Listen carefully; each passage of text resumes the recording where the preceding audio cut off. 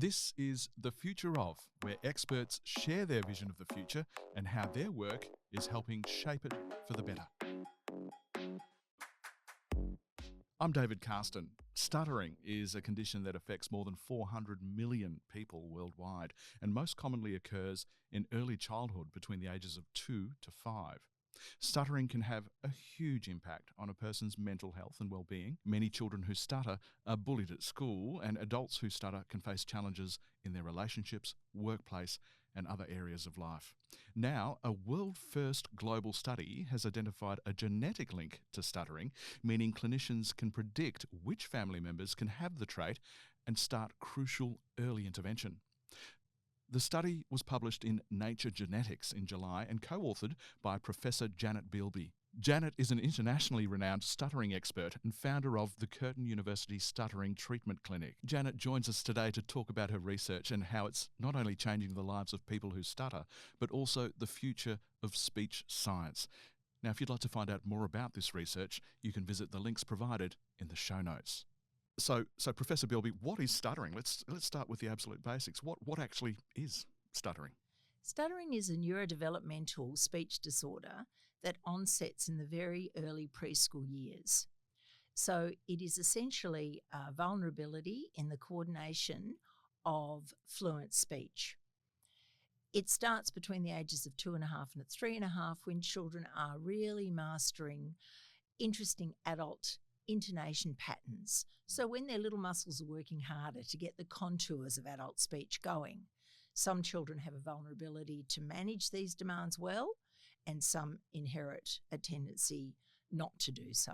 You've been firmly ensconced in modern stuttering research for many decades now, but when you started out, what were some of the commonly held beliefs as to the causes of stuttering? Look, that's a really good question, and it's something that I often reflect back on. When I trained many moons ago, the belief was that stuttering was caused by an anxiety problem and that children potentially had been traumatised in some way. So it was purely neurological? Purely and emotional and psychological in nature and onset. The early research was conducted in America, interestingly enough, by researchers who they themselves stuttered. So, if you live with a problem that impacts on every aspect of your waking life, you are led to believe that it is psychological and emotional in nature. Yeah. But here in Australia, we have researchers who don't stutter. So we've looked at it, I guess, more objectively with a clean set of eyes, and we've been able to establish that it's physiological in nature. Well, I was going to ask, there must be some objectivity issues if you do stutter and you're trying to get to the root cause of the problem. Totally. And then your PhD students perpetuate that particular ethos and ideology and so forth, whereas we've really led the way in looking at this very objectively, very cleanly, and we have great PhD students who are now moving my research forward as we speak.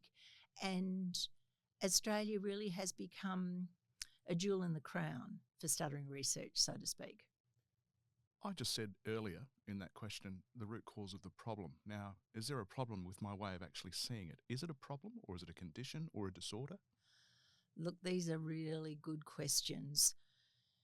What we now understand is, particularly with the neurological data that we've got and now with the genetic data, we know that individuals who stutter may be perceived more as being neurodiverse. This is just a different way of speaking, if you like. Before, it has been pathologised and it's been stuck in a medical model, whereas now what we realise is that individuals who stutter are very bright, well-adjusted, normal individuals who happen to have a tendency to hesitate, repeat, stumble, get a bit stuck in their speech. So we have potentially no right to say it is problematic unless the person comes to us and says, I would like some assistance, I would like some help, I would like some strategies. Now, of course, with little children, they can't have that degree of ownership, so we rely on the parents to put their hand up and say, I'm worried that my child is going to have this speech issue for the rest of their lives, is there something you can do? And we are very good at early intervention. So I guess across the whole lifespan, we are now revisiting adolescents and adults who do not want to be blackened by a disorder label, who really are contributing very well and happy in society, but see themselves as speaking differently. So there's been a shift in the nature of the clinical support, particularly within the last 5 years. So it's fairly new information and perspective coming through. It certainly does feel like a very recent development. Can you maybe give us a little bit of an insight into the lived experience of a child that stutters and what they would have to deal with as they move into adulthood? Stuttering does potentially impact on every aspect of the person's life. So talking should be like breathing. Nothing should ever get in the way of that. And little ones often feel frustrated because they start with repetitions. And if they're repeating, say, for example, I want that one, it's used up 6 or 8 good words that they could have said. So if it doesn't frustrate them, it may, as the challenges of school and life and social repartee increase. And I have an excellent PhD student at the moment, Rachel Michael, who is conducting research into school-aged children who stutter, because 100% of those children get bullied. 100%. All of the young school-aged children we work with incur some form of bullying. So our responsibility is not only to help the fluency, but to help their psychosocial needs as well. Moving into adolescence, the research indicates that often young people who stutter are delayed educationally by up to 12 months because they're not the kids who put their hand up and say, "Excuse me, I didn't understand that. Can you go over it again?" They become covert. They don't want to put themselves on display. And then moving into adult, and this is not the case for every person, but it can be. And then adults often choose jobs that don't require a lot of vocal engagement and social discourse. They often choose partners who are very chatty and can compensate for this potentially.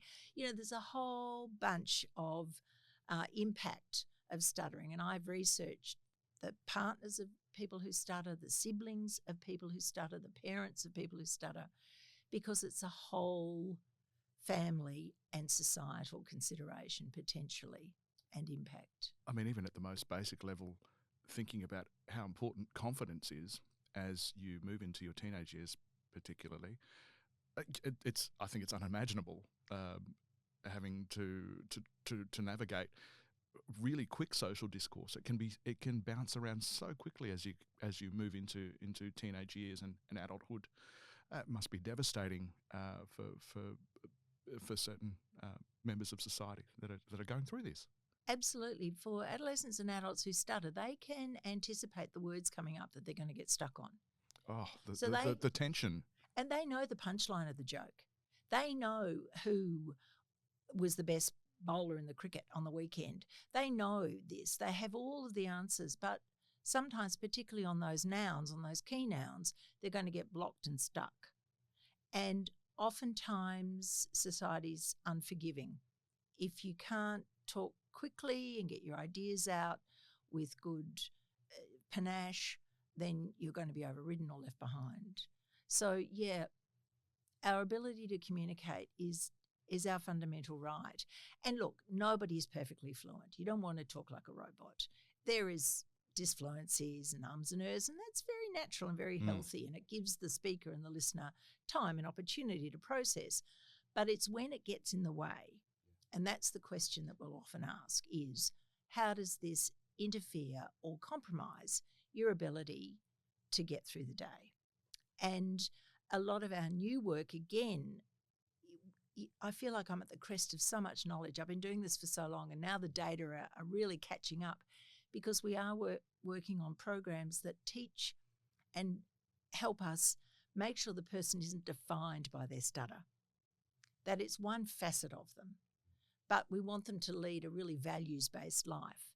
So, yes, again, I've had another excellent PhD student who worked with me on fluency and acceptance and perspective on all of this. So it's not fixing someone.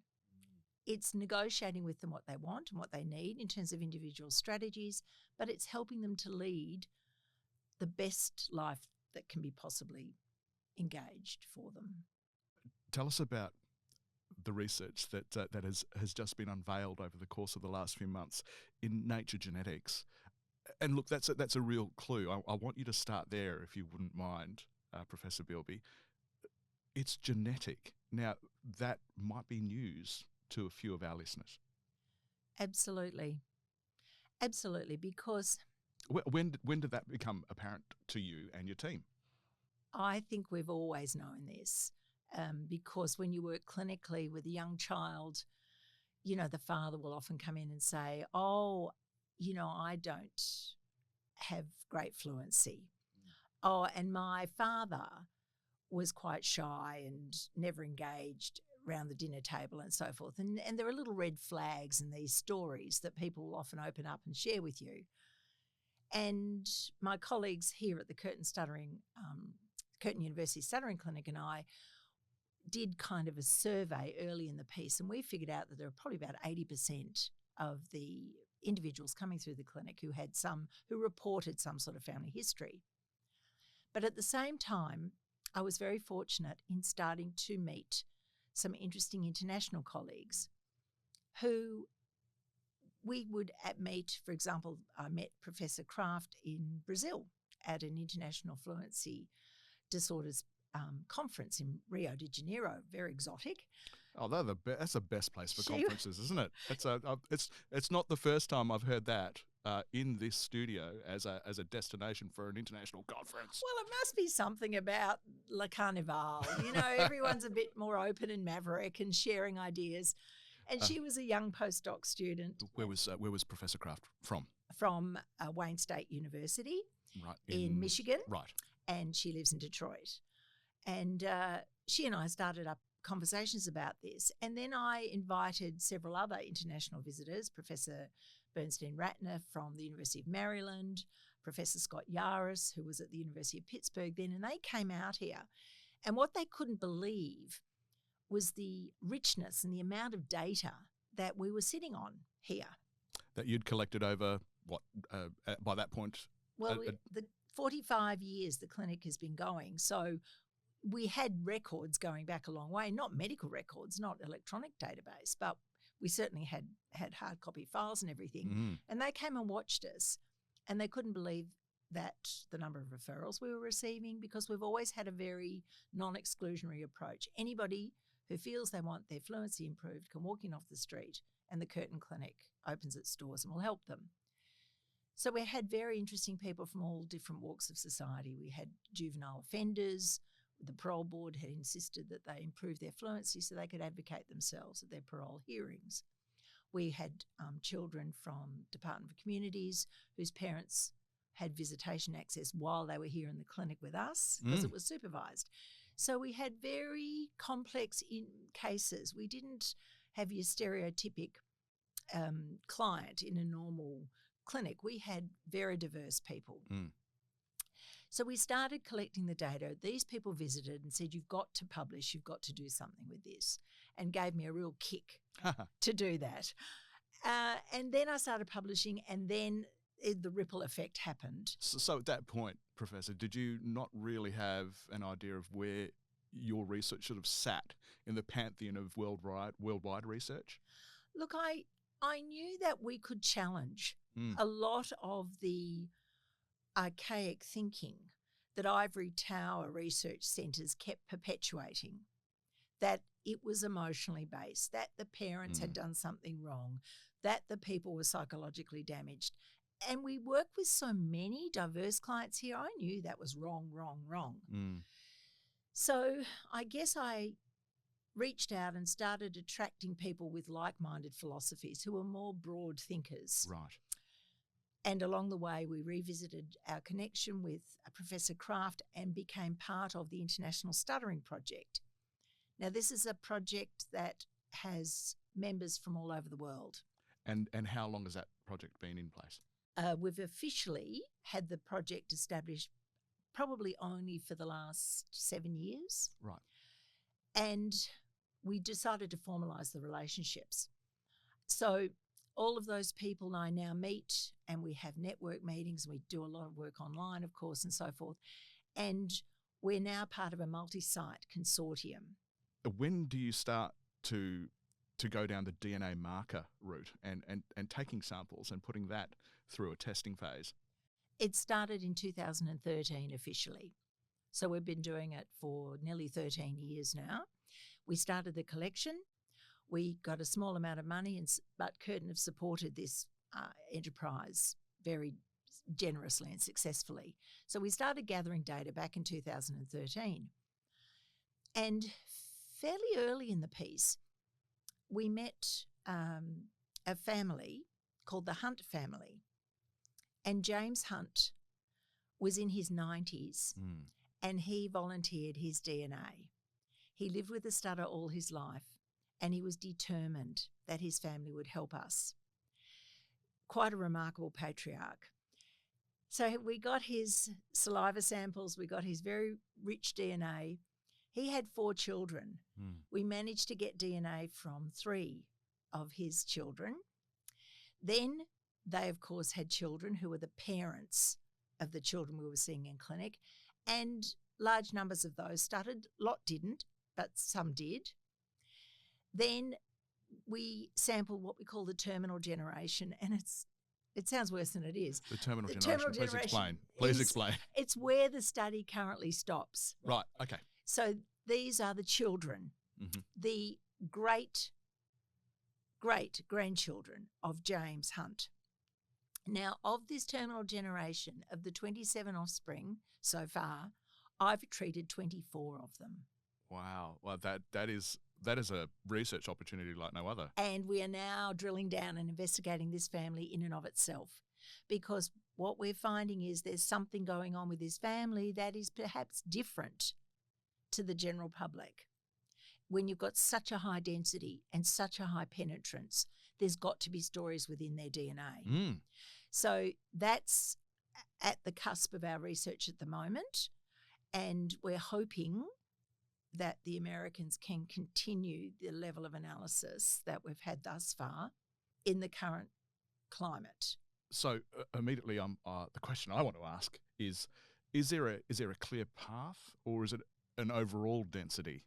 It's an overall penetrance. The probands don't follow any particular path. They're not coming from the mother or the father. It's an interesting mix. And so it crosses a whole set of boundaries and information, rich information. And these are lovely, healthy, cooperative people who've kindly put their hand up and said, yes, we will help carry on his legacy from this amazing chap who, as I said, he made it to his 99th birthday. Oh, wow. And we're indebted to him, yeah. Good on him. Good on Mr. Hunt. There's a clear DNA path as the contributing factor, the commonality. Is that correct? And you're still trying to identify the marker, or? Well, that, as I said, that family stands alone because it is quite extraordinary. We do have other high-density families, but genes aren't destiny. Just because you have it in the family, it doesn't mean that it's going to manifest itself. Genes aren't necessarily the answer. We're now looking at the phenotyping. What might be pulling this protein mutation to the surface? Genetics is a fascinating area of investigation, but you need large numbers and you need a lot of patience and you need longevity of data. So it's ongoing. I guess the publishing in July, was that an announcement of a confirmation of hereditary markers, or was it the identification of those hereditary markers? Well, both, I guess. This was the largest genetic study into stuttering that had ever been undertaken. And to have it recognised and published in Nature is quite extraordinary, because Nature often doesn't investigate the human stories. It often investigates hard science. So we had to work very hard and very cleverly to have these data acknowledged. And we were fortunate enough, the American team tapped into a huge database called 23andMe. So 23andMe is the American equivalent of our Ancestry.com. 23andMe is an extraordinary database across America, and I think all up there are 40 million samples in this particular database. And what one of the scientists, Piper Bello, was clever enough to do was to look at the case history information that the people donating their saliva filled in.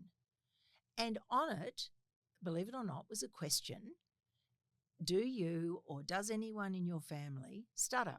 Wow. I know. What are the chances? Gold. But 23andMe is not a research centre. It's a commercial enterprise. Certainly is. So then she had to work really hard with all the legal advisors to access this database. And we had to really satisfy so many criteria to access these particular samples. And also we had to then do some complex computer modelling to make sure that we weren't just getting people who ticked a box, that we actually were drilling down to those who had genuine stuttering in their particular family pedigrees. That sounds like a massive task. It was huge. Yeah. And it was supported well by the US government through grants from the National Institute of Health. And R01 and R03 grants were successfully obtained to help this level of analysis. So we had access to large numbers of people, but we also had access to controls within that. And we added the samples that we had obtained from various stuttering clinics around the world. And the largest donation came here from Curtin University. Wow. Yep. We've still been gathering since the data was published, and I think now we're up to 1,500 samples. And these people were elegant in that they were clearly diagnosed, they were healthy, we had good diagnostic criteria. These were the gold standards.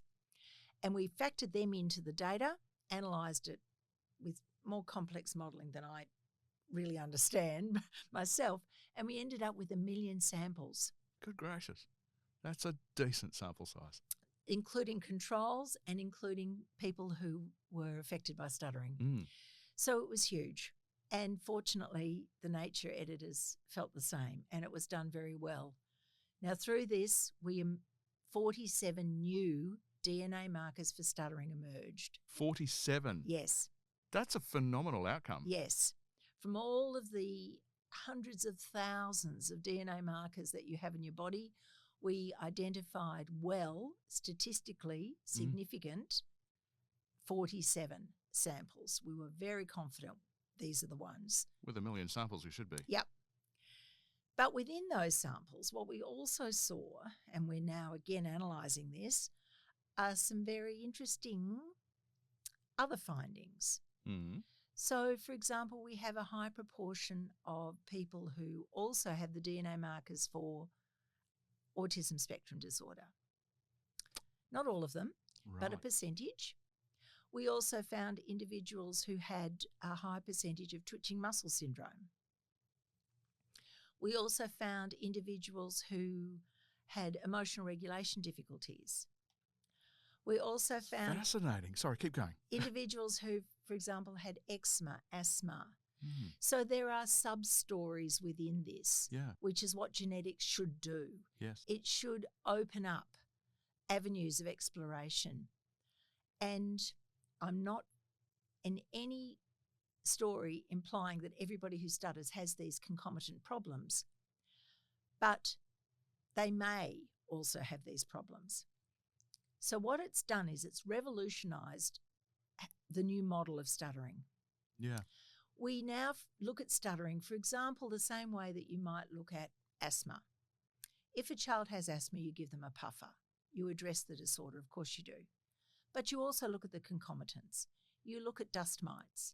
You look at allergens. You look at pollens.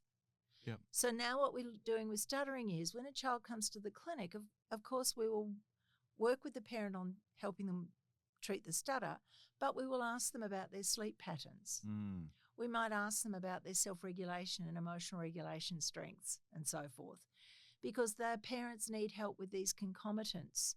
Yes. As much as they need help with the stutter. You can't treat it in isolation. You've got to look at the whole child holistically within the family structure. You've partly answered what I'm about to ask, in that this revolutionary research and findings must be changing the way that treatment is approached. Is this now going to be adopted across speech pathology? I really hope so. Unfortunately, there are still some research centres who perpetuate their own particular treatments, and because you get funded when you publish. So unfortunately, some of the research centres are still holding on to outdated philosophies. I believe it's changing, but we need people like Speech Pathology Australia, the professional body, to come on board and support and applaud these new models of clinical support, which are the same for every other aspect of speech, not just stuttering. But we are up against people who hold fast to these outdated, in my opinion, outdated philosophies. But that's never stopped me before, and it's not going to stop me now. So we keep spreading the word. And then, as I said, the Nature publication has given us such validity that people are sitting up and taking notice in ways that they wouldn't have before. Well, 40 to 45 years in the biz would suggest you have some persistence.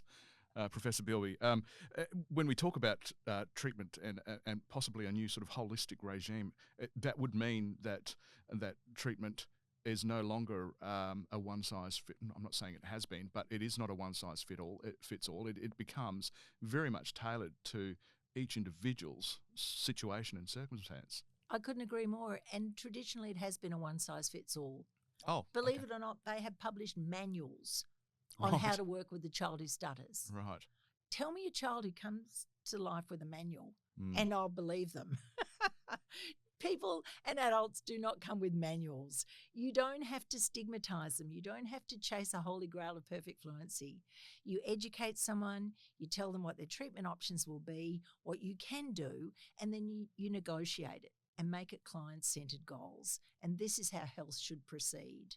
You shouldn't make decisions without the person really being truly informed and offering them a broad range of possibilities and help. So, Professor Beilby, another arm of the work that you and your team are doing involves something called resilience, acceptance and commitment therapy. Can you just expand on that for us? Yes, we conducted research with preschoolers between the ages of 3 and 6 who attended the clinic.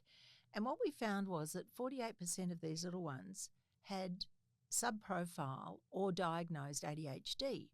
And, they would come in, and these were the really busy little bees, the ones who would be buzzing all over the place with toys or, meltdowns. You could see jigsaws didn't work. They'd get so frustrated. And so this PhD student and I devised a resilience program working with parents of children who stutter.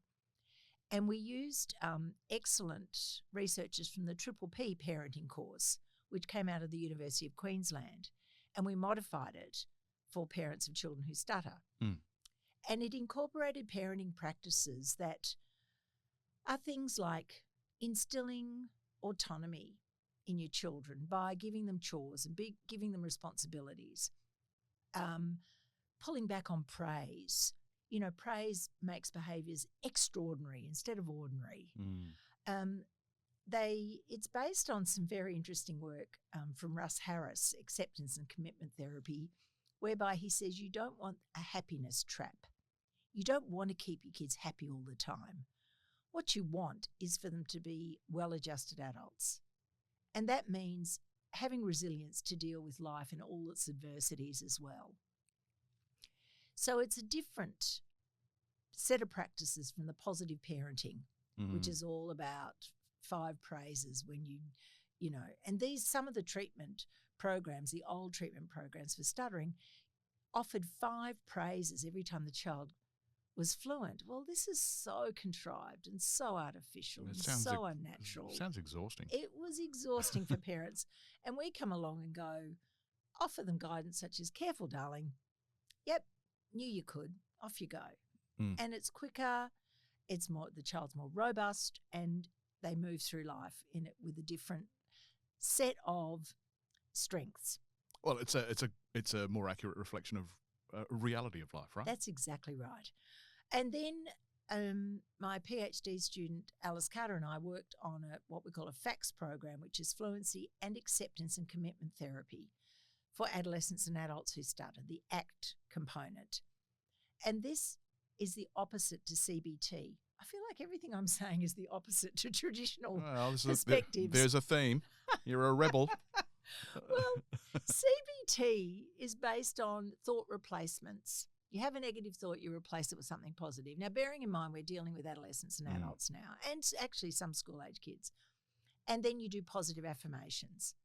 Well, for adults who stutter, they could tell themselves 30 times over that they're going to make a successful, fluent phone call. Do they?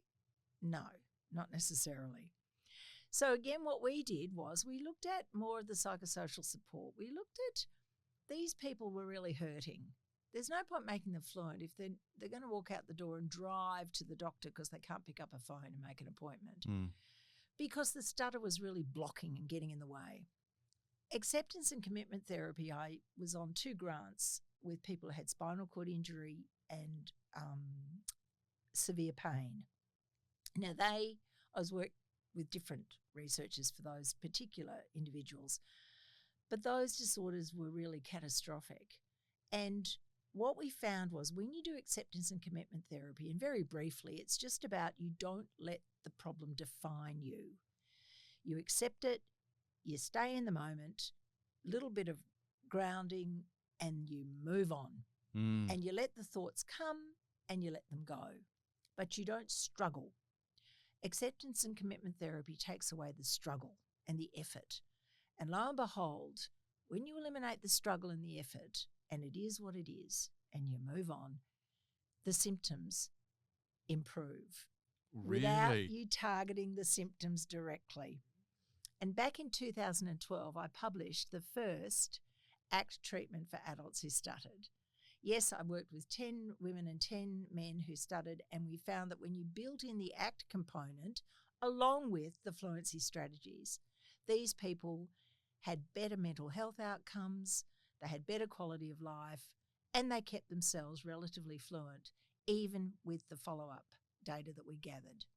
And since then, yes, I've gone on and written book chapters, and my PhD student has done an international study whereby she worked with individuals from all over the world who stuttered, incorporating ACT, and the data are very powerful. So this, again, is a new wave of treatment, but it maps back to our DNA findings. It maps back to that beautifully. So I feel like the pieces of the jigsaw are coming together after all of this time. It's all culminating in a good picture with perspective. Well, it really does seem like you have the what covered with the identification of DNA markers, and prior to that being confirmed, you'd already had in place this process for living with stuttering. You mentioned earlier that that the doors at the Curtin University Stuttering Treatment Clinic are open. So what words of advice do you have for parents who are identifying a possible stutter in their child? What steps do they take? My first words of advice would be trust your instincts. Don't listen to others. Don't do Dr. Google. If you feel your child is doing something that is getting in the way of their ability to speak quickly and easily, put up your hand and come, give us a call, send us an email, and then we will do a full assessment. It's a student training clinic, so the students under supervision conduct all of this, and then we will share the results with the parent and then determine whether or not they'd like to proceed with some help, with some therapy. And 99% of the time, yes, they want to proceed Mm. because we will educate them about what it is. We'll share the latest research. And then you see little light bulbs going off in their minds and their stories, and that it resonates with them on so many levels. And then the parent is committed because it's all parent administered. The children come along and just have fun. They play with slime and, have great toys. But we train the parents in how to gently interject when the child is stuttering in a very neutral way, the same way as they would if the child was going to knock something over or back into something. They might use very low-key but clear parenting guidelines like "careful, darling," or "oops," and that nips the stutter in the bud, stops the synaptic pathways from getting practiced and strengthened, brings them over where they should be, in the temporal lobe where all our fluency sits, our singing and our rhythm, and off they go.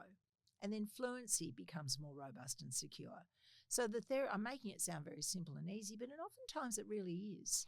As long as it's close to onset, the longer the child's been left to stutter, the more hardwired they become. Like anything, the earlier the better, right? Exactly. Thank you. So is everybody that walks through those doors, do they become part of your ongoing research? Is that data collected and furthers your work? Well, we have to follow very strict ethics, of course, with DNA. We will invite them. The information sheets are nothing to do with the clinic. They are held at the front desk, so there's no element of coercion. We make it very clear that if they want to participate, they're welcome to do so, but it doesn't in any way influence their ongoing relationship with the clinic. And, we run some very interesting groups over at the clinic. We'll have a Down syndrome group of people who stutter, a Downs group, and we'll have a school-age group. We had a group of children who had autism and stuttering. We'll have an adult group. And people come not to necessarily have the stutter cured, but to feel more in control. And the groups are a very powerful way of them identifying with others. They're not alone. They often go through life fearing that they're the only person on an island. Like as someone said, like I'm in a foreign land.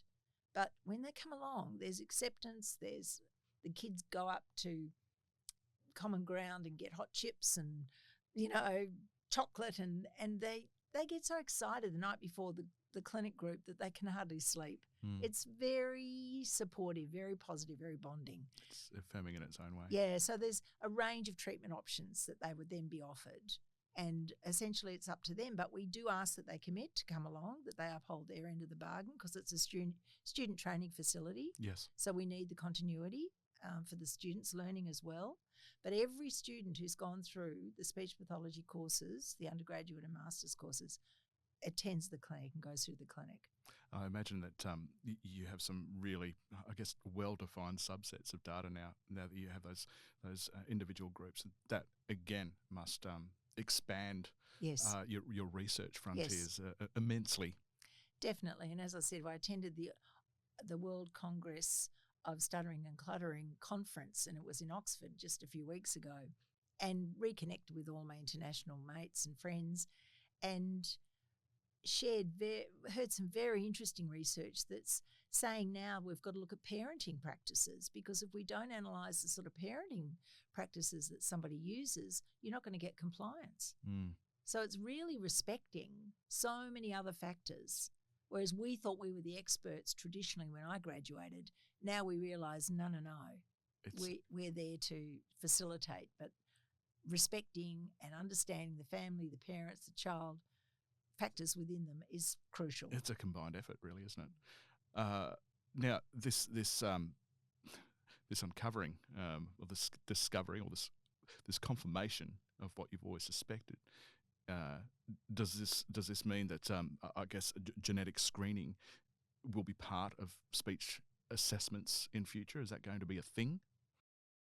Look, basically, quite honestly, it gets down to funding. And genetics is expensive, but it's very powerful, and it can crack the codes so quickly and so easily. I would love for that to be the case. We are writing grants at the moment. We're submitting grants, And the big funding bases come out of America. So we're just continuing to keep on keeping on and wait to see what happens with the funding bases there. What is next for you? I mean, this is such a milestone moment for you this year to have unveiled your research on such a global platform. What do you do from here? Yeah, you're right. It's a hard act to follow. I think we had reached something like 17 different countries. We were featured in the London Independent, Pakistan Times. I was interviewed by New Zealand Radio. It really has gone viral. Oh, we had to get in line. We had to take a number, Professor Beilby. No, well, you're part of the Curtin family, so there was no way it wasn't going to be easier for you guys. Look, publications, looking at particular high-density families, looking at concomitants, behavioural considerations, continuing the DNA database, continuing to build. It's ongoing, but I do have some wonderful PhD students who eventually I will hand the reins over to and be very confident that the profession and looking at stuttering is in very good hands. So I will continue to work with them and do good clinical research. My philosophy has always been you don't do research unless it has a good clinical message. I have no right to do anything that doesn't have benefit. And they will continue that ethos and it'll be in good hands. The work you've been doing has been so admirable and impactful, and it's been such a pleasure to have you on the podcast today to talk to us about it. Thank you. Thank you for the opportunity. I really appreciate it. Thank you. You've been listening to The Future Of, a podcast recorded on Wajak Boojar and powered by Curtin University. If you've enjoyed this episode, please share it. And if you want to hear from more experts, stay up to date by following us on your favourite podcast app. Bye for now.